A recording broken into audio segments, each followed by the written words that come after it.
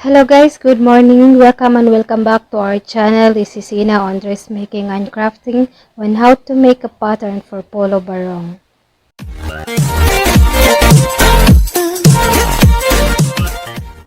So hi guys, good morning.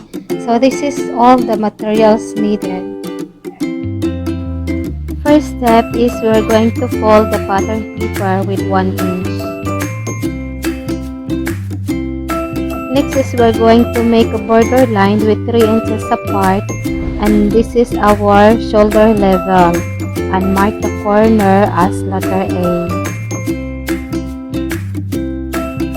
Next is from shoulder level down measures 9 inches for our chest height. Our chest circumference level is the 1/2 of our armhole, which is 23 divided by 2 is equals to 11.5 inches, and mark as letter C.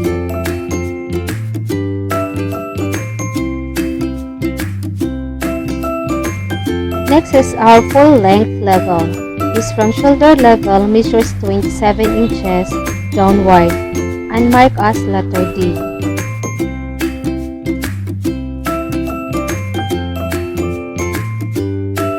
From A to the right measures 3.5 inches standard measurements of our neckline width, and from A downward measurements of neckline height, which is 3.5 inches, and shape our neckline using French square.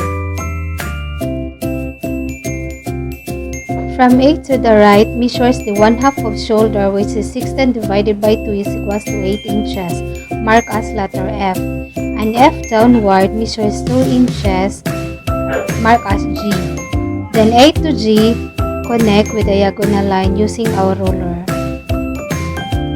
From B to the right is the 1/2 of front chest measurements, which is 14 divided by 2 is equals to 7, and mark as letter H.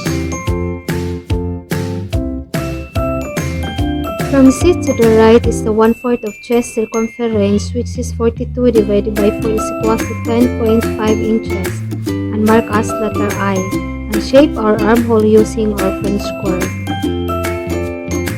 From chest circumference level down measures 8.75 inches, and square it out and mark as letter J.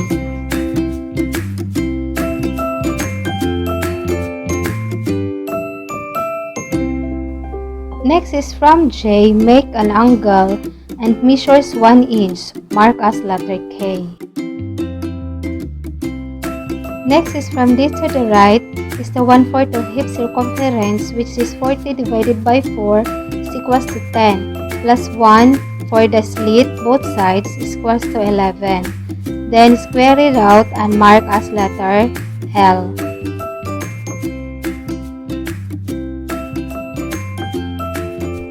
From G downward measures 1.5 inches, and E downward measures 1.5 inches as well.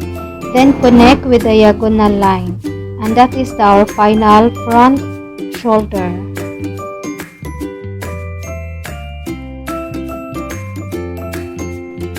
Next is our back pattern. From A downward measures 3/4 inch, and mark as number 1, and shape our back neckline using our French square.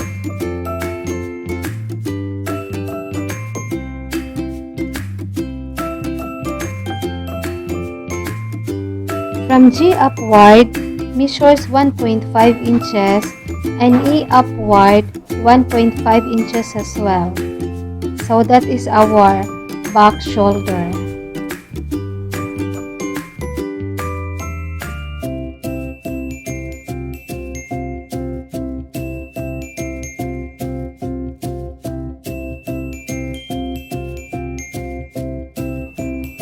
Next is from G downward measures 3 inches for our back cutting.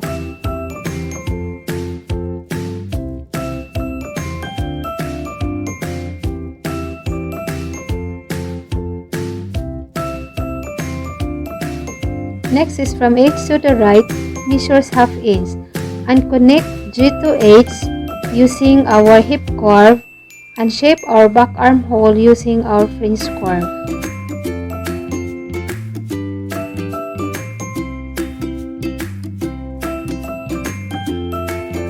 Next is with the use of carbon paper, we are going to trace our pattern.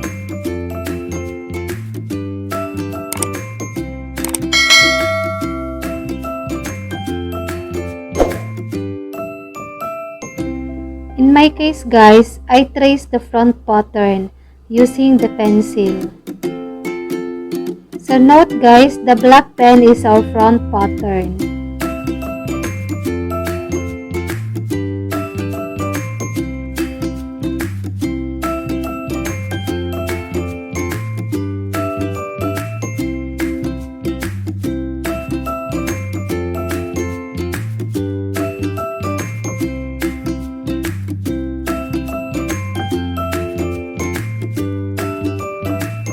Ngayon guys, tatanggalin na po natin lahat ang ating mga carbon paper. So ito na po yung ating front pattern. So this time guys, we're going to cut all front and back pattern.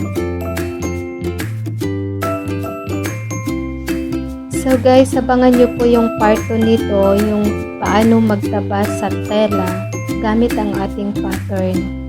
At yung part 3 kung paano po tahiin ang polo barong.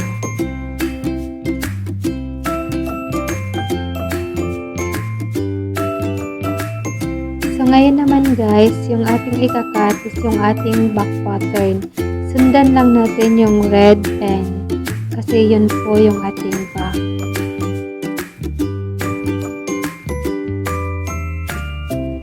Shout out po sa lahat ng mga subscribers ko dyan, family and friends. Thank you po sa pag-subscribe.